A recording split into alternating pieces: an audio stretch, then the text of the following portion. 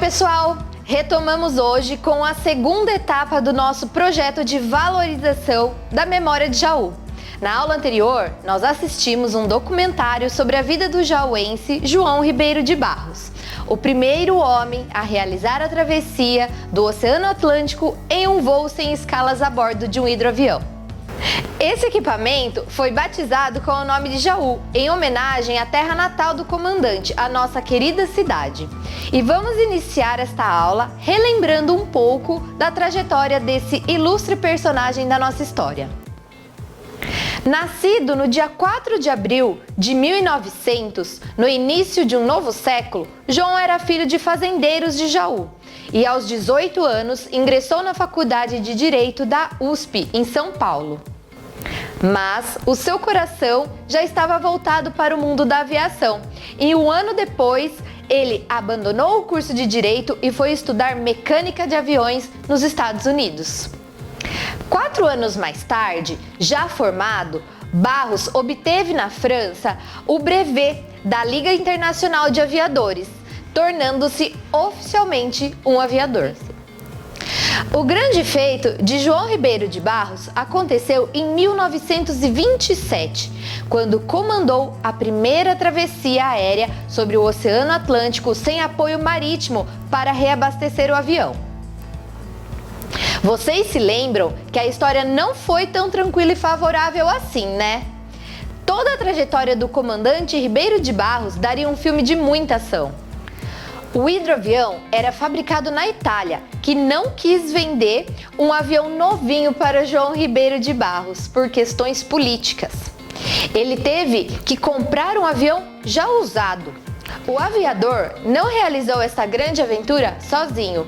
Ele contou com a ajuda do copiloto João Negrão, do navegador Newton Braga e do mecânico Vasco Cinquini. Isso nos mostra a necessidade de ajuda e do trabalho em equipe. O voo do comandante sofreu várias tentativas de sabotagem, entre elas a adição de sabão no tanque de combustível e a substituição de peças boas por peças ruins. Isso fez com que João Ribeiro tivesse que parar a sua viagem durante alguns meses em Cabo Verde, no continente africano. Lá, ele contraiu malária e teve alguns desentendimentos com um dos membros da sua equipe. Ele estava bem desanimado quando recebeu um telegrama da sua mãe, incentivando-o a continuar com o seu projeto. Somente em 28 de abril de 1927, com o avião refeito, o comandante finalmente venceria. Em 12 horas, os 2.400 quilômetros que ligam Cabo Verde à ilha de Fernando de Noronha, a sua primeira parada aqui no Brasil.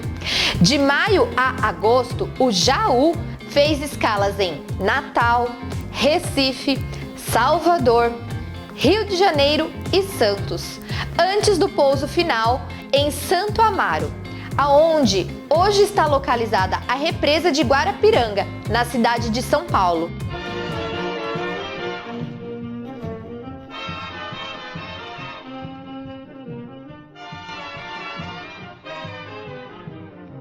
Feito notável foi recebido em todos esses locais do Brasil com muita festa, como noticiou a imprensa da época. Isso entusiasmou o aviador a planejar novas viagens cheias de adrenalina e, por isso, comprou um novo hidroavião, que batizou com o nome da sua mãe, Margarida. Às vésperas de voar, no entanto, o avião Margarida foi confiscado a mando de Getúlio Vargas. Decepcionado, João comprou uma passagem para viajar o mundo pelo mar e retornou em 1932 para apoiar a Revolução Constitucionalista. Doou para a causa todas as medalhas em ouro que recebera pela travessia do Atlântico. Em 1936, ele foi eleito vereador na Câmara Municipal de São Paulo, mas renunciou ao seu mandato menos de um mês depois. Triste e solitário, o heróico aviador voltou para a fazenda da família em Jaú, aonde permaneceu até a sua morte aos 47 anos por complicações relacionadas à malária. Em 1953, 4 anos após a sua morte, foi inaugurada na Praça Matriz em Jaú um mausoléu em granito que até hoje guarda os restos mortais do comandante, além de uma estátua feita em bronze em sua homenagem. Uau, quanta coisa viveu João Ribeiro em menos de meio século!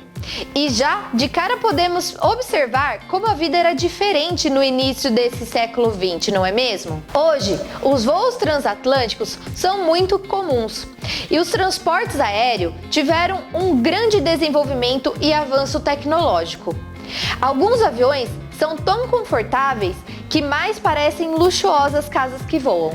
Para falar a verdade, parece impossível que eles tenham conseguido a proeza que acabamos de conhecer em um avião tão frágil, feito todo de madeira, sem muitos recursos comparados aos aviões de hoje. Olha só como era o hidroavião. Os tripulantes ficavam alojados dentro dos botes que permitiam ao avião flutuar na água. Não parece muito confortável, não é? Mas se analisarmos bem, muita coisa mudou no último século, especialmente no que diz respeito aos transportes e à comunicação. Vamos ver algumas delas? Começamos pelo próprio avião. De aeronaves pequenas, com poucos recursos, passamos a contar com grandes Boeings e jatos que transportam centenas de pessoas para os 4 cantos do mundo. O transporte de um continente para o outro, que antes da proeza do comandante Ribeiro de Barros só era possível através dos grandes navios, chamados transatlânticos, agora são feitos não somente por aeronaves supermodernas, mas também por velozes trens subterrâneos, como o Eurotúnel. Isso mesmo, um túnel ferroviário com mais de 50 quilômetros de extensão e 75 metros de profundidade, que liga o Reino Unido ao norte da França sob o Canal da Mancha. Nesse vídeo, podemos observar que as pessoas que receberam o hidroavião no porto de Recife utilizaram bondes para chegar até o local. Esse tipo de transporte coletivo era muito usado na década de 20, mas hoje está extinta para essa finalidade e é usado somente para passeios turísticos em alguns locais. Quer ver um outro exemplo de meio de transporte que fazia o maior sucesso no início do século XX? Os dirigíveis. O primeiro de destaque foi o La France, que sobrevoou Paris num trajeto de 8 quilômetros no ano de 1884. O próprio Santos Dumont, pai da aviação, chegou a construir 14 dirigíveis enquanto morou em Paris. Em 1900, o Conde Zeppelin começou a construir os seus charutos voadores. Ficaram tão famosos que até hoje muitos conhecem os dirigíveis como Zeppelins. Em 1929, foi o primeiro objeto voador a dar a volta ao mundo. A epopeia, em 7 etapas, percorreu 33 mil quilômetros. Um verdadeiro sucesso para a época. Mas, por carregar uma grande quantidade de gás inflamável, os dirigíveis tiveram vida curta no transporte de passageiros. Uma explosão durante o pouso de uma dessas aeronaves nos Estados Unidos matou 36 dos seus 97 passageiros. Atualmente, vemos a utilização de pequenos balões usados para estudos do clima e da atmosfera. São chamados de balões meteorológicos. O hidrogênio, gás inflamável que movia os antigos dirigíveis, foi substituído pelo gás hélio, menos eficiente para suspender o veículo, mas com grande vantagem de não ser inflamável. Os meios de comunicação também evoluíram junto com o avanço da tecnologia. Hoje, recebemos informações de todas as partes do mundo num piscar de olhos com apenas um clique. Mas vocês já imaginaram como era a troca de informações na época do comandante Barros? Durante as suas dificuldades em Cabo Verde, ele pensou em desistir. Mas vocês se lembram que ele recebeu uma injeção de ânimo da sua mãe Margarida? A mensagem dela chegou através de um telegrama com os dizeres: Aviador Barros, aplaudimos a sua atitude. Não desmontes aparelho. Providenciaremos continuação do raid, custe o que custar. Paralisação raid será fracasso. Asas, avião, representam bandeira brasileira. Mas você sabe o que é um telegrama? Surgido em 1791, o telegrama era a maneira mais rápida de comunicação da época, aonde sinais elétricos eram emitidos através de códigos, o famoso código Morse, que representavam as letras e os números para a formação das frases e das palavras.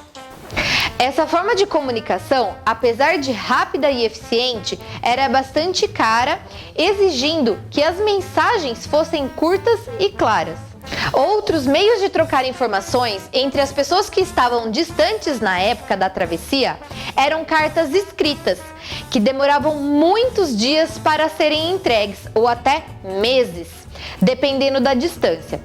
Também existia o telefone, que era um meio de comunicação possível, ainda que muito caro e disponível em poucas casas.